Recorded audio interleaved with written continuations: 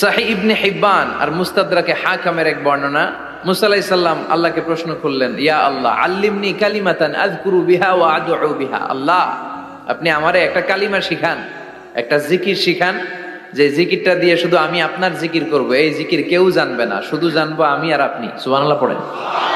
আল্লাহ বললেন, ইয়া মুসা ইকরা লা ইলাহা ইল্লাল্লাহ। মুসা তুমি পড়ো লা ইলাহা। মুসা আলাইহিস সালাম বললেন, আল্লাহ বলছি এমন জিকির যেটা আমি আর আপনি ছাড়া কেউ জানবে না। লা ইলাহা এটা তো জাতীয় জিকির, এটা তো ইন্টারন্যাশনাল জিকির, এটা তো সবাই জানে। আমি তো চেয়েছিলাম এক্সক্লুসিভ একটা। আল্লাহ বললেন, মুসা লা ইলাহা ইল্লাল্লাহর চেয়ে শ্রেষ্ঠ জিকির আমার কাছে নাই।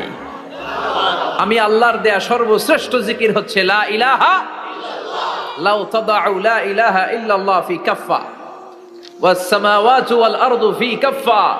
ও মুসা, সাত আকাশ সাত জমিন যদি দাঁড়িপাল্লার এক পাল্লায় রেখে দাও আর লা ইলাহা আরেক পাল্লায় রেখে দাও, লা রাজাহাত কাফফাতু লা ইলাহা ইল্লাল্লাহ, মুহূর্তেই লা ইলাহার পাল্লাটা ভারী হয়ে যাবে। এটা একটা বিপ্লবী বাণী, এটা ভিক্ষা করার বাণী নয়। জুমার নামাজের পরে একটা টাকা দিয়া যান, আমি গরিব ইনসান, আছে না নাই? আখিরাতে সওয়াব পাইবেন পাহাড়ের সমান। আর জিকির ধরে লা ইলাহা ইল্লাল্লাহ। অনেকে মনে করে এটা ভিক্ষা করার জিকির, কপাল পোড়া।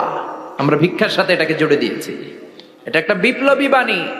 এই বাণীর অর্থ, এটার ইম্পর্টেন্স, এটার সিগনিফিকেন্স আর তাৎপর্য যে বুঝে, সে আল্লাহ ছাড়া কারো সামনে মাথা নত করতে পারে না। চিল্লা এখন ঠিক কিনা? তাফসীর ফি জিলালিল কুরআনের রচয়িতা সৈয়দ কুতুব শাহিদ, নাম শুনছেন? গোটা বিশ্বব্যাপী তার নাম আর ডাক। তিনি ফি জিলালিল কুরআন লেখে গোটা বিশ্বের যুবকদের অন্তর কাঁপিয়ে দিয়েছিলেন। এই সমাজে তিনি জাহালাত দেখে এই জাহালাতের বিরুদ্ধে কলম ধরেছেন আর যুগ শ্রেষ্ঠ তাফসীর রচনা করেছেন, তাফসীর ফি জিলালিল কুরআন। এটার অনেক ভাষায় ট্রান্সলেশন হয়েছে, বাংলায়ও পাওয়া যায়। খুব সম্ভব আল কোরআন একাডেমি লন্ডন এটা ট্রান্সলেট করেছে। তো উনি এই কালিমার পক্ষে থাকার কারণে, ইসলামী আন্দোলনের কারণে তৎকালীন প্রেসিডেন্ট জামাল আব্দুল নাসের ওনাকে ফাঁসি দেওয়ার আদেশ দিয়েছে, ফাঁসির কাস্টে ঝুলিয়ে মৃত্যুদণ্ডের অর্ডার করেছে।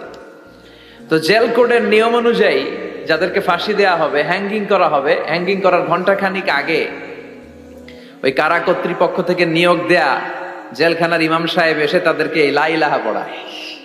কি পড়ায়? লা ইলাহা ইল্লাল্লাহ পড়ায়। তো সৈয়দ কুতুব শাহিদ উনিও যখন ওনাকে ফাঁসির কাজটা ঝুলানো হবে, ওই মুহূর্তে জেল কোডের নিয়ম অনুযায়ী ইমাম সাহেব এসে সৈয়দ কুতুব সাহিবকে বলতে আরম্ভ করলো যে, আমি আপনাকে কালিমা পড়াতে এসেছি, আপনি পড়েন লা ইলাহা ইল্লাল্লাহ। সৈয়দ কুতুব শাহিদ বললেন, আমারে কালিমা শিখাতে এসো না, আমি কালিমা খুব ভালো জানি। যেই কালিমা পড়ার, যেই কালিমা তুমি ফাঁসির আসামিদেরকে পড়ানোর কারণে মান্থলি বেতন পাও, ওই কালিমার ব্যাখ্যা করার কারণে আমাকে ফাঁসির কাজটা ঝোলা লাগছে। তুমি কালিমা পড়াও, তুমি বেতন নাও, আর আমি কালিমার ব্যাখ্যা করার কারণে আমার ফাঁসি হয়, তার মানে তোর কালিমা আর আমার কালিমা এক কালিমা না। কালিমার মধ্যে পার্থক্য আছে না নাই? কালেমায় কালেমায় পার্থক্য আছে। ওই কারা কর্তৃপক্ষের নিয়োগ করা ইমাম সাহেবের লা ইলাহা ইল্লাল্লাহ আর তাফসীর ফি জিলালিল কুরআনের রচয়িতা সৈয়দ কুতুব শাহিদের লা ইলাহা এক কালিমা নয়, এক লা ইলাহা নয়। চিল্লা এখন ঠিক কিনা?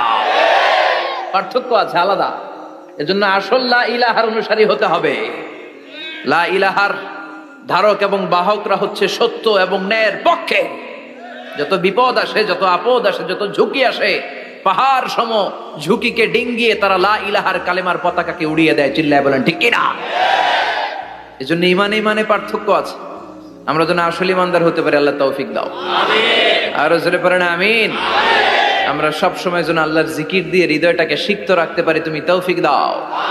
বিষ্ণু বলেছেন, লা ইয়াজালু লিসানুকা রাতবান মিন যিকরিল্লাহ, তোমার জিহ্বাটা যেন আল্লাহর জিকিরে সব সময় ভিজা থাকে। কি থাকে? সব সময় যেন পড়ি সুবহানাল্লাহ, আলহামদুলিল্লাহ, লা ইলাহা ইল্লাল্লাহ। সব সময় যেন আমরা পড়ি আল্লাহু আকবার। বিষ্ণু বললেন, আহাব্বুল কালাম ইলাল্লাহি আরবা। খেয়াল রাখবেন, আল্লাহর কাছে সবচেয়ে প্রিয় কথা চারটা। কয়টা? আহাব্বুল কালামি ইলাল্লাহি আরবা। আল্লাহর কাছে সবচাইতে প্রিয় কালাম হচ্ছে চারটা। লা ইয়াদুররুকা বিআইয়িহিন্না বাদাআতা।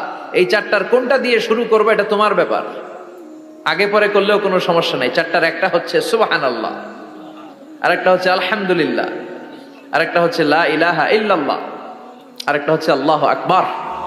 এজন্য সব সময় আল্লাহর জিকির করতে রাজি আছেন তো? আল্লাহরে ডাকতে রাজি আছেন? ফাযকুরুনি ওয়াশকুরুলি। আল্লাহ বলেন, যদি আমার জিকির করো আমিও তোমাদের জিকির করি, যদি আমার স্মরণ করো আমিও তোমাদের স্মরণ করি। আবার বিশ্বনবী বললেন, আল্লাহ ঘোষণা দেন, ফাইন যাকারানি ফি নাফসি যাকারতুহু ফি নাফসি। আমার বান্দা যদি একা একা আমার জিকির করে আমিও আমার বান্দাকে একা একা স্মরণ করি। ওয়া ইন যাকারানি ফি মালাইন যাকারতুহু ফি মালাইন খায়রিম মিনহু। আর মহা সম্মেলনে যদি বান্দা আমারে স্মরণ করে আমি এর চাইতো শ্রেষ্ঠ মহা সম্মেলন ফেরেশতাদেরকে নিয়ে আমার বান্দাকে স্মরণ করি। ওয়া ইন তাকাররাবা ইলাইয়া শিবরান তাকাররাবতু ইলাইহি দিরাআন। আমার বান্দা যদি আমার দিকে 1 বিঘত আসতে চায় আমি আমার বান্দার দিকে 1 হাত এগিয়ে যাই।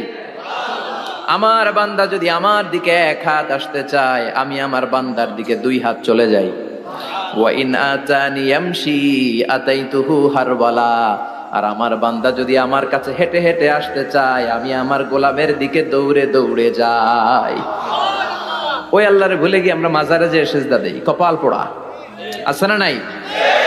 দোদেল বান্দা কালমা চোর, না পায় শ্মশান না পায় ঘোর, দিন থাকিতে আয়রে পথে ছাইড়া দে ভণ্ডামি ভণ্ডামি ভণ্ডামি ভণ্ডামি, ছাইড়া দে ভণ্ডামি। ঠিক কি না?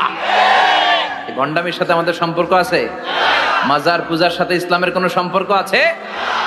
নামাজ কালাম পড়ে না ইবলিশ শয়তানের নানা। আছে না নাই? এলাকায় মনে হয় নাই, অনেক জায়গায় আছে দেখবেন লাল সালু দিয়া উঁচু করা। সাইয়েদনা আলীকে মদিনায় বিশ্বনবী পাঠালেন আর বললেন, যত উঁচু মাজার দেখো ভেঙে মাটির সাথে গুড়িয়ে দাও।